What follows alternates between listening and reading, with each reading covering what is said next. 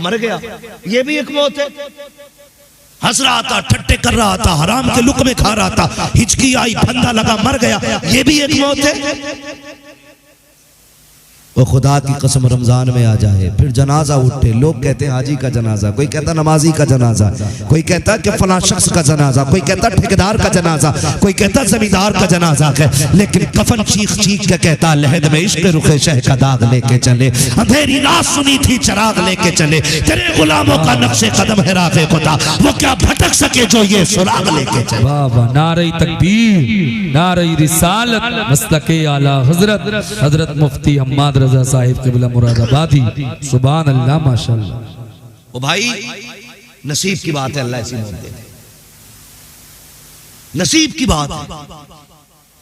और ये तो अल्लाह का करम है कि मिट्टी सबकी अच्छाइयां और बुराइयां छुपा लेती है। कितनी भी बड़ा पापी है, मिट्टी डाल के आओ, अल्लाह ने राज बंद कर दिया। कब खुलना? कयामत में। अच्छा था तो ये राज भी कयामत में खुलना है, और बुरा था तो ये राज भी कयामत में खुलना है। अल्लाह से दुआएं मांगा कर, अल्लाह ऐसी मौत दे के कब्र में हिसाब न देना पड़े, वरना बड़ी मुश्किल घड़ी है कब्र की, बड़ी मुश्किल घड़ी है। यकीनन ये उलमा से प्यार या उनकी कोई नेकी तो थी जिसने इस मुबारक महीने में आखिरत के सफर की सादत बख्शी है। हाँ, आखिरत की सादत, सफर की सादत बख्शी है। याद रखिएगा, उलमा से प्यार करना, अगर उनके एक वस्फ पे बात की जाए कि वो उलमा से बहुत प्यार करते थे, तो अगर इस पे आप गौर करें, हमारी कौम समझती नहीं है, कहते हैं इसके मजे आ रहे हैं, बड़ा मालदार हो रहे हैं। एक बंदा दिखा दो जो मदरसों से, मदरसे वालों से प्यार करता हो और वो कभी भूखा सोया हो। क्या बात है, एक घर दिखा दो। बेशक मेरी समझ से, मेरे इल्म के मुताबिक मौलाना बिलाल साहब, मैं जितने लोगों को ऐसों को जानता हूँ जिन्होंने उलमा से प्यार किया गया, अल्लाह ने उनकी रोजियों में बरकतें की। बेशक बेशक, सुभान, रोजियों में बरकतें की हैं। लोग हिसाब लगाते हैं, पता नहीं रातों रात कहाँ से ला रखा है, शायद ब्याज का धंधा होगा, सट्टा लगाता होगा, जो चैन से घर भी बैठा खा भी रखा है। जानते हो ये कितनी बरकतें, और ऐसी बरकतें कैसी मिला करती हैं, आप अंदाजा लगाइए। अगर दुनिया की बात मैं आपसे करूं, फरमाया गया जो अल्लाह के नाम पे किसी को एक देता, अल्लाह उसे 10 अता फरमाया करता है। हजरत मूसा कलीमुल्लाह तूर पे जा रहे थे, रास्ते में बंदा मिला, उसने कहा सुनो मूसा किधर जा रहे हो? कहा रब से बात करने के लिए। कहा तुम तो कलीम हो ना? कहा हाँ। कहा फिर मेरी भी एक अर्जी लेके चले जाओ। कहा क्या? कहा मेरी भूख इतनी है और मेरा आज तक पेट भर के मैंने खाना नहीं खाया है, रोजाना एक या आधी रोटी मिलती है, जाओ अपने रब से जाके कह देना एक दिन में मुझे मेरे हिस्से की सारी रोजी दे दी जाए, ताकि मैं एक दिन पूरा पेट भर के खा तो सकूं। ये तो एहसास हो जाए कि भरा पेट क्या होता है। हजरत मूसा कलीमुल्लाह के मालिक तेरा वो बंदा भूखा रहता है, वो ये कह रहा है जितनी मेरे नसीब में रोटियां लिखी है इकट्ठी एक दिन दे दी जाए ताकि मैं पेट भर के खा सकूं, उसके बाद भूखा मरना गवारा है। रब से मूसा ने कहा, रब ने एक दिन में उसको सारा रिस्क दे दिया, उसने पेट भर के खाया, जो बचा सारा खुदा की राह में खर्च कर दिया। उसने 10 दिया, अल्लाह ने फिर उसको 100 अता फरमा दी, उसने उससे 10 खाई, फिर उसने 90 खर्च कर दी, फिर अल्लाह ने उसका 10 गुना अता किया। कुछ दिन के बाद मूसा कलीमुल्लाह का गुजर हुआ, जब गुजर होता है देखा दरवाजे पे भीड़ लगी है, कहते मालिक ये क्या मामला है, उसके हिस्से का सारा रिस्क दे दिया गया था, अब उसके दरवाजे पे भीड़ कैसी? रब फरमाता है मूसा बड़ा चालाक बंदा है, मैंने उसको जितना दिया उसने कुछ खा करके उसका जो बाकी था मेरे नाम पे दे दिया, और मेरा वादा है जो एक देता है मैं उसे 10 देता हूँ। का वो बढ़ाता गया, मैं भी बढ़ाता गया। का मालिक कब तक देगा? का जब तक वो देता रहेगा मैं 10 गुना उसको बढ़ा के ज्यादा देता रहा। नारे तकबीर, नारे रिसालत, मसलके आला हजरत अजमत मुस्तफ़ा मुफ्ती हम्माद रजा साहिब क़िबला मुरादाबादी, सुभान अल्लाह। ये कंडीशन है हमारी। और कहते जी तौहीद बयान करो, तुझे आती है तौहीद? अल्लाह पे भरोसा तेरा बता कितना पक्का है, वो बताओ ना हमें। रब की जात पे कितना भरोसा करते हैं? फसल अगर अच्छी हो जाती है ना लहला के, जब निकल के आता कहता अल्लाह का शुक्र है, जमी और बड़ी हुई, करम है अल्लाह का भाई है। वो क्या कहते हैं जब वो बाल आने लगती है तो उसको क्या गोफा बोलते हैं, गमोंदा क्या बोलते हैं उसको, है गमोंदा, गमोंदा। कहते हैं अल्लाह का शुक्र है बड़ा अच्छा लग रहा खेत। और जब फल पूरी बाल निकल आती है ना, लोग कहते हैं यार प्रधान बड़ा खेत बढ़िया, मेहनत लगी है, भूल गया रब को। जी। आप कह रहे तुझे पता कौन सी डाई डाली थी? रात दिन पानी लगाया। हाँ, कह रहा भूत बन गया खेत पे खड़ा खड़ा। जब तुमने इतना कहा था कि ये डाई का कमाल है, ये खाद का कमाल है, यूरिया का कमाल है, एमपीटीपीए इन चीजों का कमाल है, दवाई का कमाल है, रब नाराज हुआ। उसने कहा तुझे क्या लगता है बाल आ गई है तो मैं बदल नहीं सकता? वो गेहूं के बाल के अंदर दाने को सुखा देता है। फिर जहां 35 क्विंटल निकलना था वहां 5 क्विंटल जब आता है, कहता फसल मारी गई, कीड़ा लग गया, ज़कात नहीं देनी है, अल्लाह ने फसल मार दी। और यार जब फल निकल के आया था उस दिन तुझे दवा का नाम नहीं लेना था, डाई का नाम नहीं लेना था। अब बता किधर गई तेरी डाई, कहां गया तेरा खाद, कहां गई तेरी मेहनत? जब बाल निकली थी तब भी ये कहता खुदा ने दिया है, खुदा की कसम पिछले सारे नुकसानों को वो एक फसल के अंदर भरपाई करके पूरा करने की ताकत रखता है। बेशक। नारे तकबीर, नारे रिसालत, मसलके आला हजरत, सुभान अल्लाह माशाअल्लाह। ये कंडीशन है हमारी। उलमा से प्यार कतई नहीं और करेंगे भी नहीं, इन्हें नहीं देना। मौलवी साहब ने फोन कर दिया मदरसे के, साहब गल्ला 3 बोरी लिख लो। 3 बोरी लिखी तो उस टाइम 2100 था गेहूं, उठाने में 8 दिन लेट हो गए, गेहूं का रेट हो गया 2800। अब 3 बोरी को देख देख के घूम रहे आई, महंगा हो गया यार, 3 क्यों लिखवा दी थी? फिर कह रहा मौलाना यार एक ही ले जाओ। रेट बढ़ गया, नीयत बदल गई, नीयत बदल गई हमारी रेट बढ़ते ही। और फिर 1 रख ली, 2 रख ली, 1 दे दी। फिर अल्लाह ने एक फोड़ा निकाला, हॉस्पिटल में डाल दिया, 7 फसलों का एक डॉक्टर को दिलवा दिया, हो गया सीधा। फिर कह रहा अल्लाह ही मालिक, अल्लाह ही मालिक, अब भी मत कह। ओ भाई अपने रब की जात पर भरोसा रखो। उसने कहा तुम हमें 1 दो, हम तुम्हें 10 देंगे। ये उनकी एक आदत थी। और याद रखिएगा ये तो दुनिया का फायदा है और आखिरत का फायदा देखे, आखिरत का फायदा देखे। उलमा की बात छोड़िए, बहुत बड़ी जात होती है उलमा की। उलमा की वो जमात है जिनके लिए समंदर में मछलियां दुआएं करती हैं, वरना जितने दुश्मन होते हैं ना उलमा के, ये एक कदम नहीं चल पाए, एक दिन जिंदा नहीं रह पाए। लेकिन दुश्मनों से ज्यादा अल्लाह की मखलूक इनके हक में दुआएं किया करती है।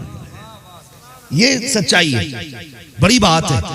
वो एक शख्स ना बच्चे को मदरसे लेके आया पढ़ाने के लिए, बच्चा छोटा था। मदरसे पहुंचे तो मदरसे वालों ने कहा कि भाई खाने का खर्चा मदरसा नहीं उठा पाएगा, हमारा कोटा फुल हो गया, कोटा फुल हो गया। अल्लाह तौफीक देना, एक बेटे को हाफिज जरूर बनाना, एक बेटे को हाफिज जरूर बनाना।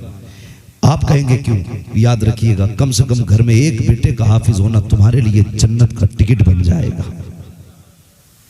लोग कहते हैं अरे बड़ी अच्छी जिंदगी जी के गए, 4 प्लाट छोड़े, 18 मकान छोड़े, 3 गाड़ियां, लोंडो गदगद कर रहे, काम कर गया औलाद के लिए। काम नहीं, अगर पीछे कुरान वाला नहीं है ना तो सबसे नामुराद जिंदगी जी के मराए, सबसे नामुराद जिंदगी जी के मराए। इससे बुरी जिंदगी किसी की नहीं है। इसने दुनिया का इंतजाम तो किया, कब्र का कुछ ना कर सका।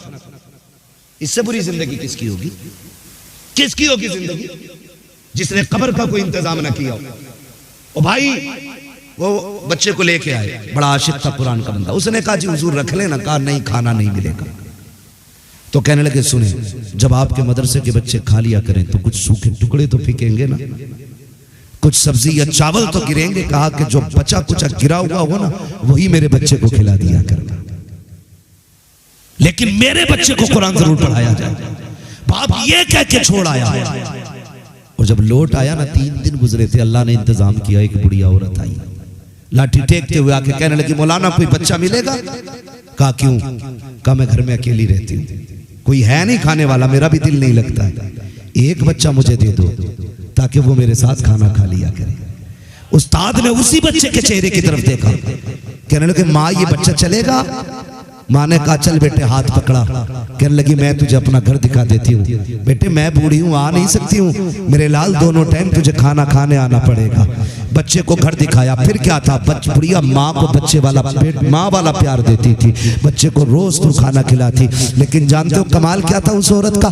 कमाल ये था, जब पहली रोटी निकल के आती थी ना तवे से, चूल्हे से निकलती तो उसे अलग रखती, कहती ये मेरी हाफिज जी बेटे के लिए है, ये मेरे हाफिज बेटे के लिए है। उसके बाद बाकी रोटी अपने लिए निकाल के रखती। वो आता उसके साथ बैठ के पहली रोटी उसको खिलाती, फिर बाद वाली रोटियां खुद खाया करती थी। एक वक्त गुजरता चला गया, ये बच्चा पढ़ता रहा। फिर वो दौर भी आया कि इस बच्चे का कुरान मुकम्मल हुआ। जब सूरे नास की आखिरी आयत तिलावत कर रहा था, आखिरी आयत तिलावत की मुकम्मल हुई, उसके बाद उठ के जाने लगा। उस्ताद ने कहा ठहर बेटे, किधर जा रहा है? देख तेरा बाप यहाँ बैठा है, भाई यहाँ, रिश्तेदार यहाँ है, तू किधर जा रहा है? उसने कहा आज मैं उसे खुशखबरी देने जा रहा हूँ जिसने साल भर मुझे अपने हाथ की पकी रोटी खिलाई थी, जिसने पेट माँ वाला प्यार दिया था, जिसके चूल्हे की पहली रोटी मेरे लिए थी। आज उसे खुशखबरी देने जा रहा हूँ। तारीख गवाह है, बच्चे ने उठा और दौड़ लगाई, उस बूढ़ी के मकान की तरफ गया जहाँ रोज रोटी खाने जाता था।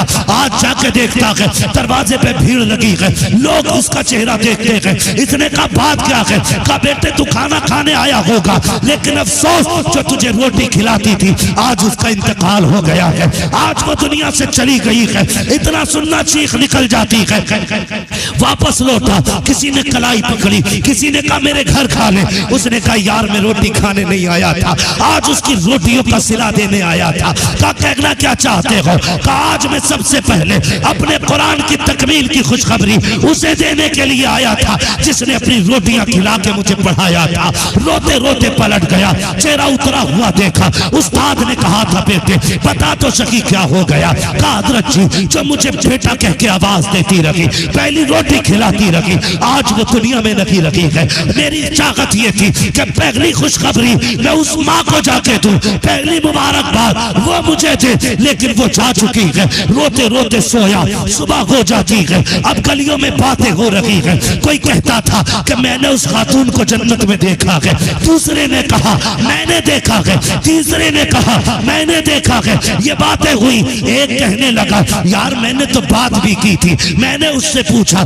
बता तुझे जन्नत कैसे मिल गई? उसने मुस्कुरा के कहा कि तुम जन्नत की वजह पूछते हो, मैं कुरान वाले को अपने चूल्हे की पहली रोटी खिलाती रखी, इसी के सदके में रब ने मुझे जन्नत अता फरमा दी। सुभान अल्लाह, नारे तकबीर, नारे रिसालत, मसलके आला हजरत, अजमत मुस्तफ़ा, अजमत कुरान, ख्वाजा का हिंदुस्तान, हजरत मुफ्ती हम्माद रजा मुरादाबादी, उलमाए अहले सुन्नत। सुभान अल्लाह, इनकी निस्बतें बड़ी काम आती है, बड़ी काम आती है। अल्लाह तौफीक दे तो लग जाना इस काम में, और एक बेटे को कुरान वाला जरूर बनाना है।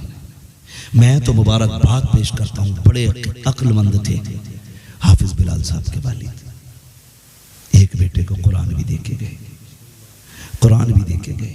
और बेटों से भी गुजारिश करूंगा, एक बाप कितनी मेहनत से औलाद को पढ़ाता है, कितनी मेहनत से पढ़ाता है। याद होगा ना, हमें सभी को याद होगा, हम छोटे थे, हमने कहा अब्बा मेला जाना है, कंधे पे बैठा के 3-3 किलोमीटर अब्बा मेले लेके जाते थे।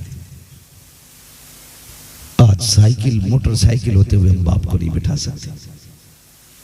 3-3 किलोमीटर दूर बाप कंधे पे बैठा के लेके जाता, चल बेटे। और एक बार उसने नहीं कहा था मैं थक गया उतर जाओ, एक बार उसने नहीं कहा उतर जाओ।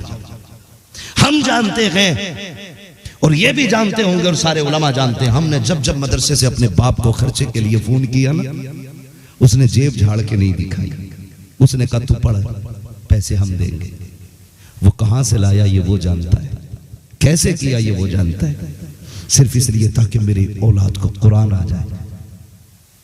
ये सोच के बेटों पे मेहनत की बाप ने। मैं तो हाफिज बिलाल साहब से एक बात कहूँ और हर हाफिज बेटे से एक बात कहूँ, वो बाप जो पूरी जिंदगी बेटे को कुरान पढ़ाने में मेहनत लगाता है ना, लेकिन वो इतना मसरूफ रहता है कि अपने बेटे से पूरा कुरान नहीं सुन पाता, उसे मौका ही नहीं दिया जिंदगी में।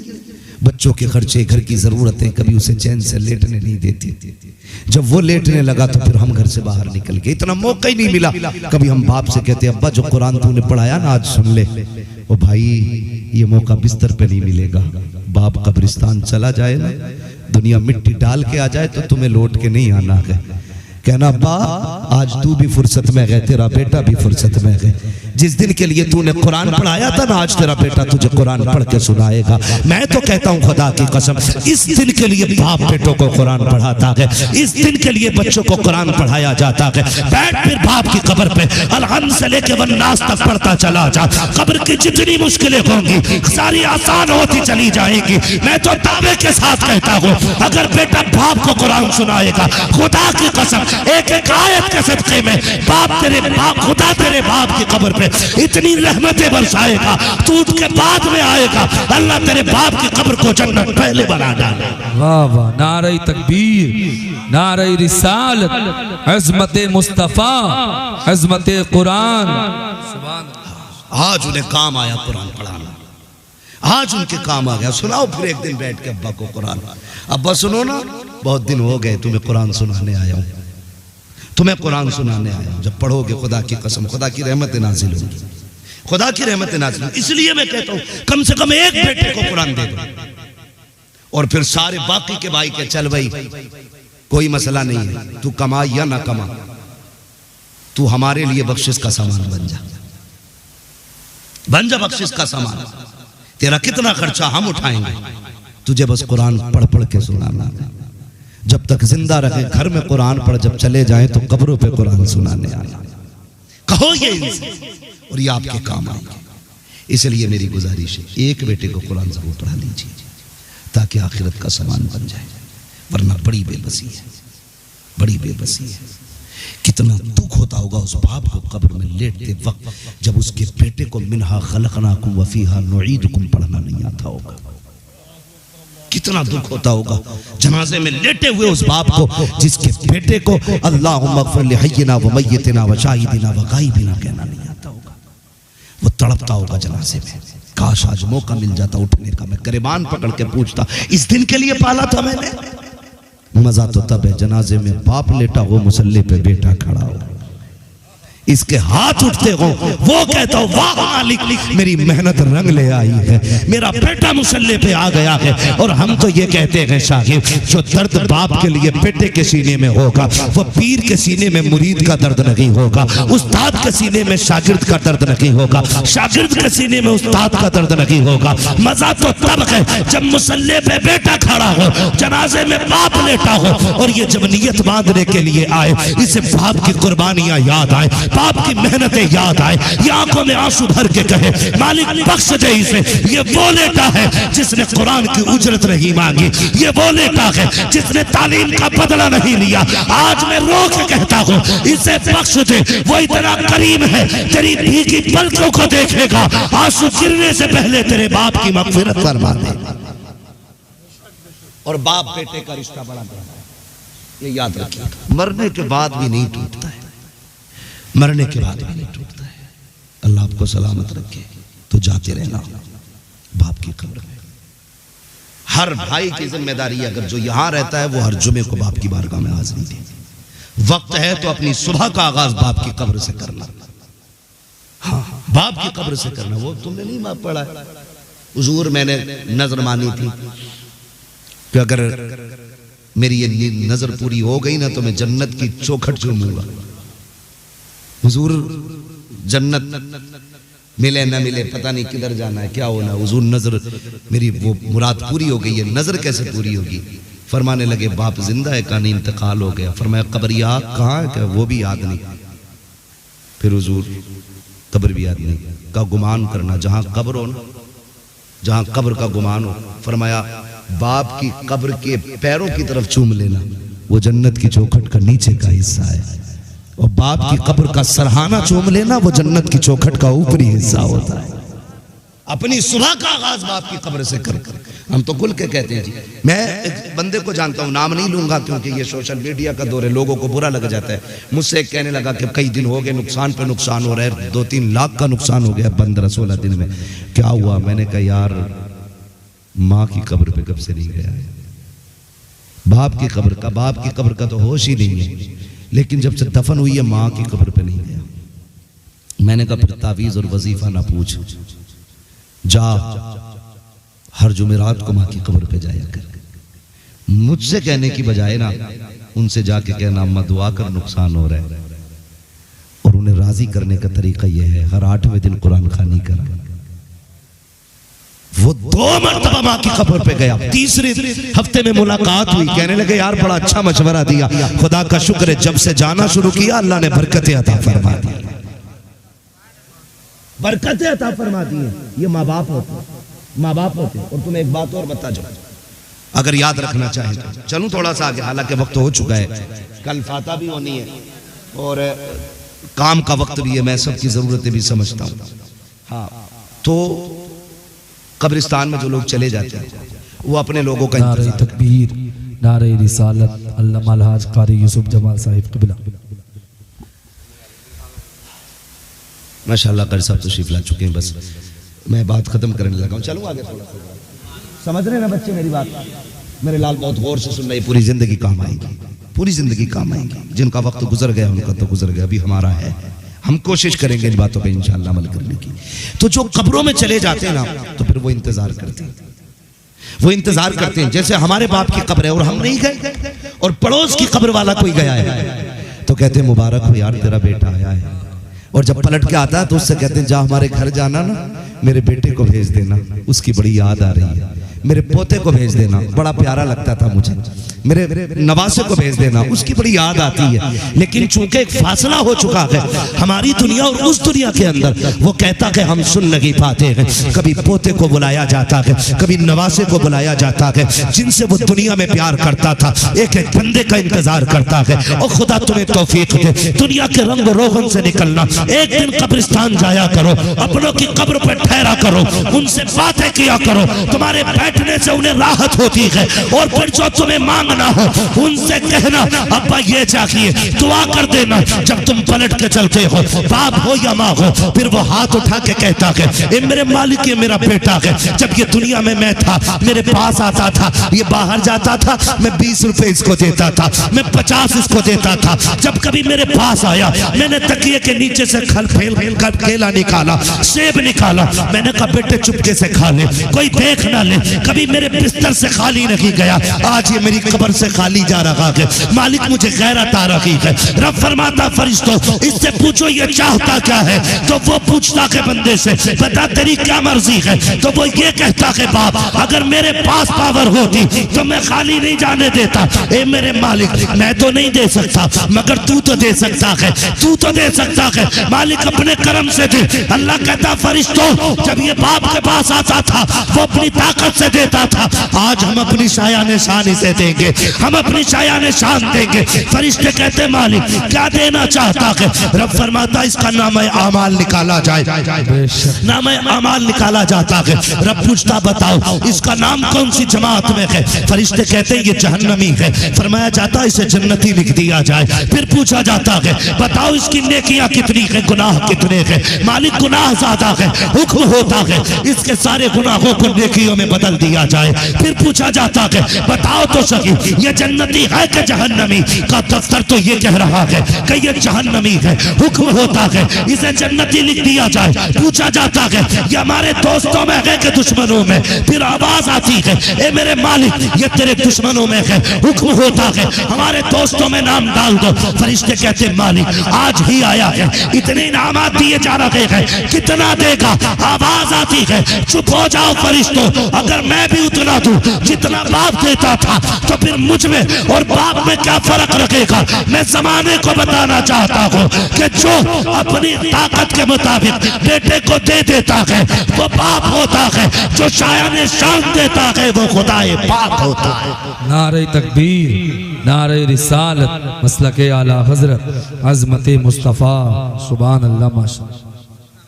ओ भाई अपनों की कब्रों पे जाया करें, अपनों की कब्रों पे जाया करें।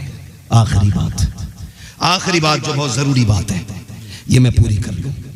अक्सर बाप के इंतकाल के बाद, अक्सर बाप के इंतकाल के बाद बाप यूं समझे एक जड़ है, क्या है बोले थक गए पीछे वाले लोग, मजबूरी में तो कोई नहीं बैठा ना, ऐसा तो नहीं है कि ये कुर्सी हटेंगी तब बिस्तर लगेगा तभी लेटने मिलेगा, मजबूरी में तो कोई नहीं बैठा ना, बोलो यार वरना सलाम पढ़ लो, कोई मसला नहीं, बोले जरा मजबूरी में तो नहीं बैठे।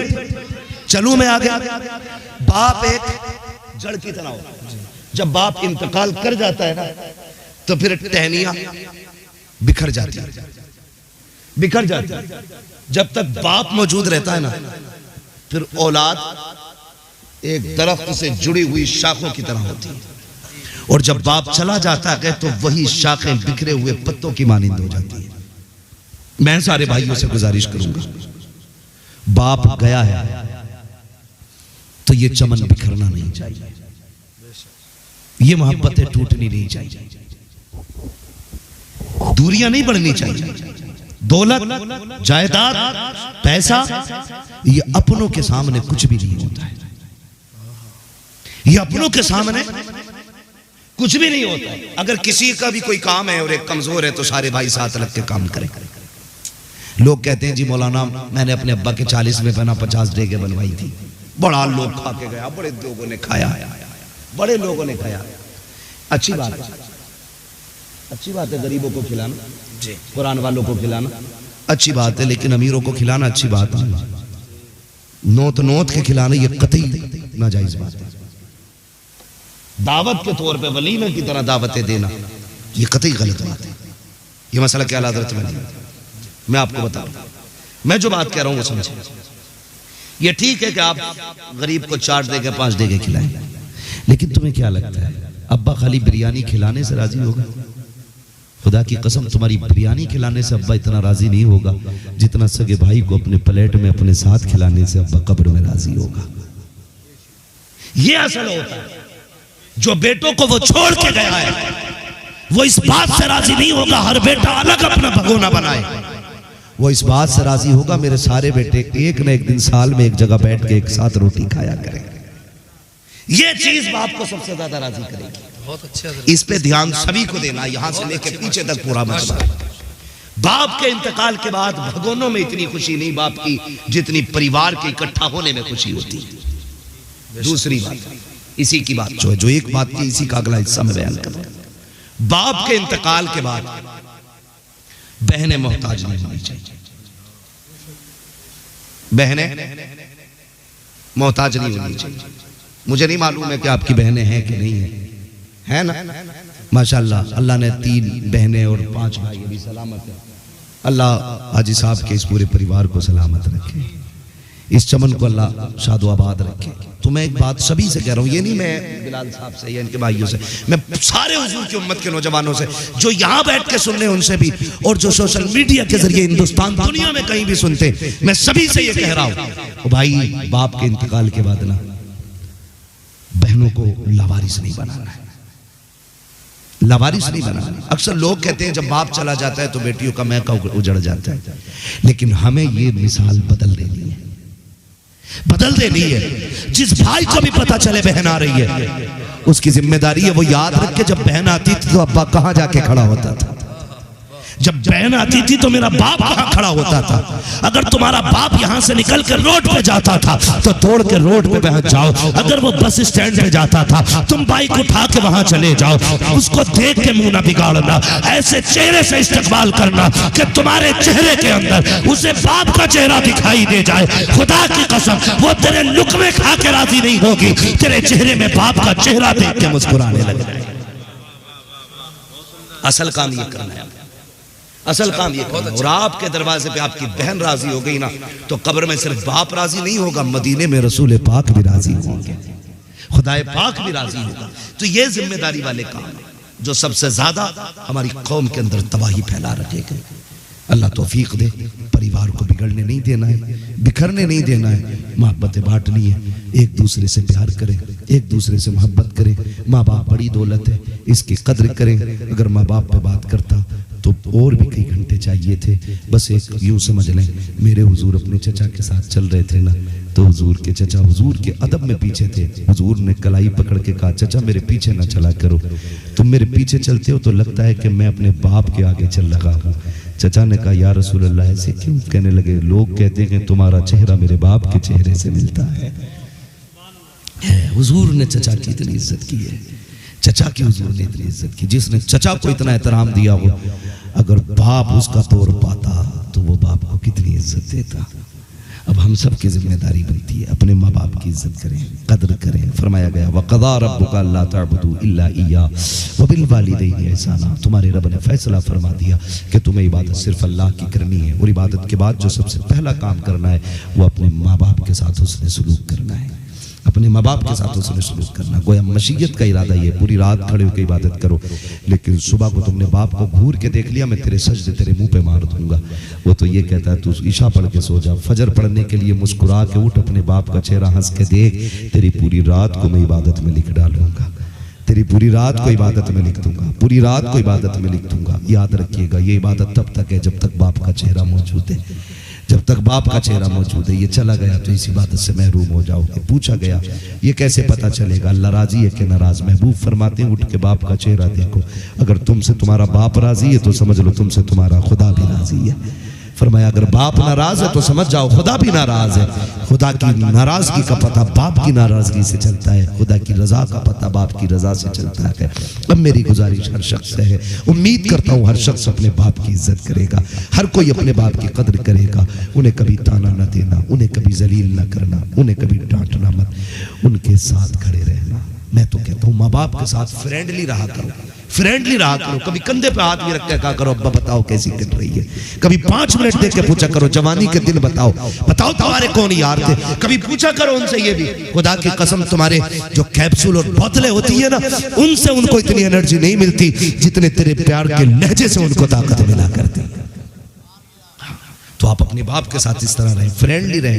हर कोई फ्रेंडली ना रहे, ये नन्हे मुन्ने फ्रेंडली ना रहे, कभी एक कंधे पे हाथ रखने लगे। हाँ, तुम्हें अदब कर। और मैं बच्चे बैठे हैं, मैं इनसे ये बात भी कह जाऊं, मेरे लाल अगर मोबाइल चलाते हो ना तो इसको न चलाना, उससे ज्यादा कोशिश करें कि आप किताबें पढ़ें। अगर आप मोबाइल चलाएंगे तो 20 साल बाद तुम्हें भीख मांगनी पड़ेगी, और किताबें पढ़ोगे तो 20 साल के बाद हुकूमत करोगे। तुम कलम तुम्हारे हाथ में आएगा ना तो पावर तुम्हारी होगी।